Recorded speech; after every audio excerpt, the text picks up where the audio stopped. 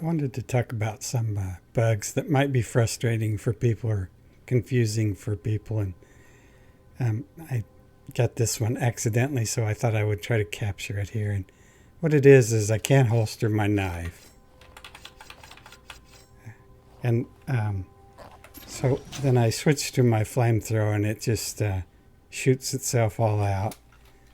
And I can give myself some more fuel, but it's just going to shoot itself all out again.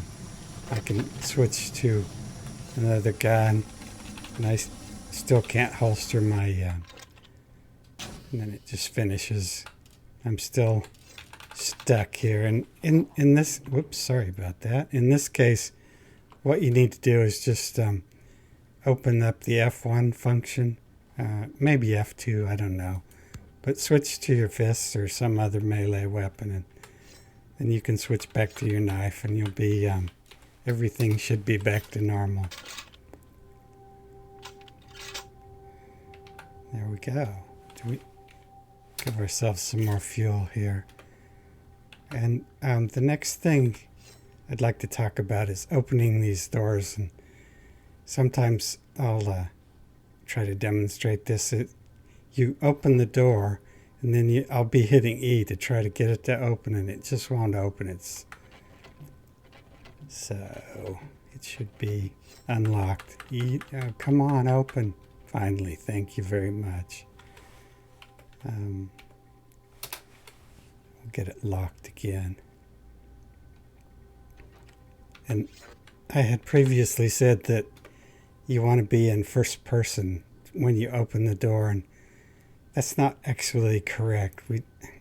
You do want to be in first person, but as long as your weapon is holstered, you'll be in first person when you're done. So it's okay to just be in third person with your weapon holstered as well. And as soon as it unlocks, we can open it immediately.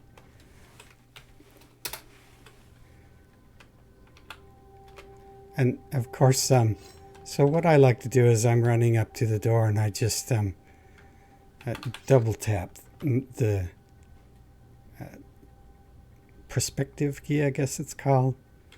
And then that will get me in the position I want to be in to unlock the door.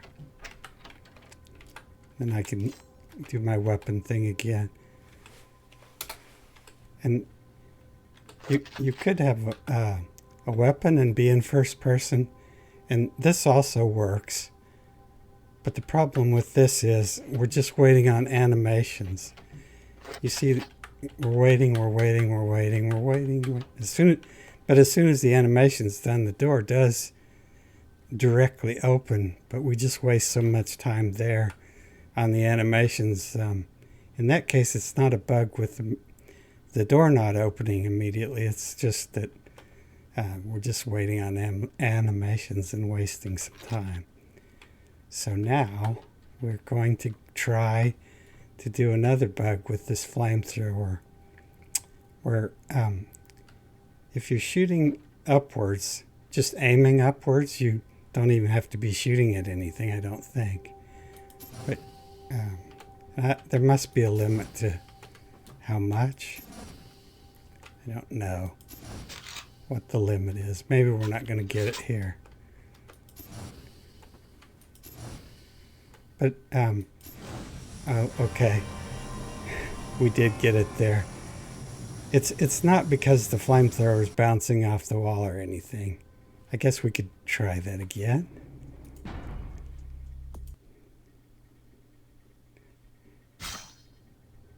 Okay, maybe I have the bug again. I do have the bug again. So, that's fortuitous. We just do the fix again.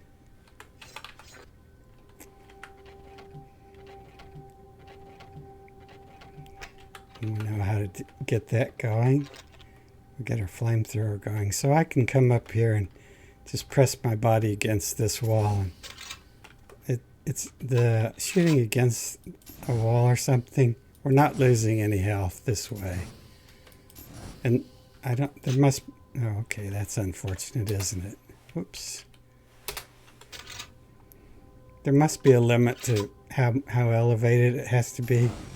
I don't know the answer to that. But anyway, so that's what happens at the insta-kill with the flamethrower. There is another bug with the flamethrower.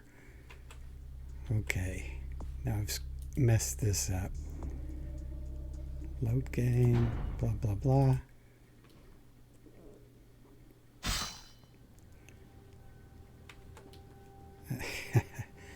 Let's see. We're going to test out. What if I just do this? Will that clear it as well? It does. So do we have flamethrower? We do. Okay, I keep hitting the wrong key here. We need to go down. Down.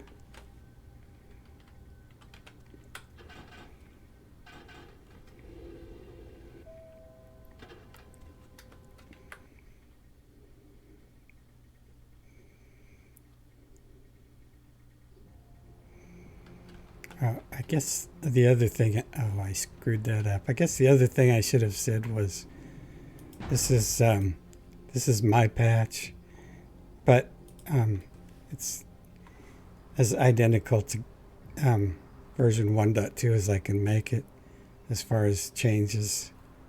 It just has some critical bug fixes, or what I think is important, which is highly subjective.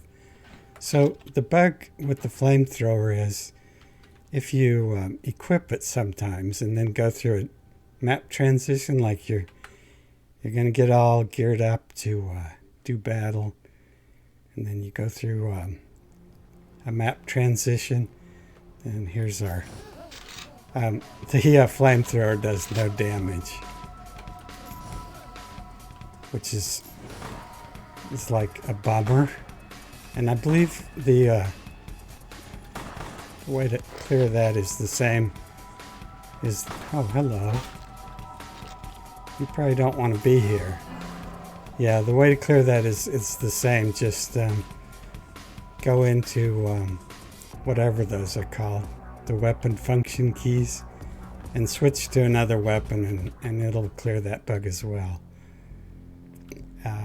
And now I need to move to another program, or I'd like to move to another program, so I'll do that. So I have come into an official patch 10.8 plus for this part of it. And earlier I had said that in my patch I try to fix critical bugs, and critical's probably the wrong word there. What I try to fix is, a lot of the things I fix have been in the game since the game launched, and this definitely would be something that would qualify as critical, but actually to qualify for a bug fix in my patch, it just has to be something that is game affecting, and it has to be demonstrably non-functional. Watching streams, what I saw was a lot of times players would get in a situation where they couldn't access one of these pedestals. And from the beginning of the game, the original game, all the way up to this 10.8, I saw this happening in all games. So I looked into it, and it turns out there's two bugs here, and they both result in the pedestal not being accessible by the player. In my patch, I've fixed both of those. And I'll demonstrate how you do that for one of them. So all you have to do is give a statue to a pedestal and then take it back. And now you just bugged out this pedestal, and you'll need to reload a previous save because you'll never be able to progress the game from here.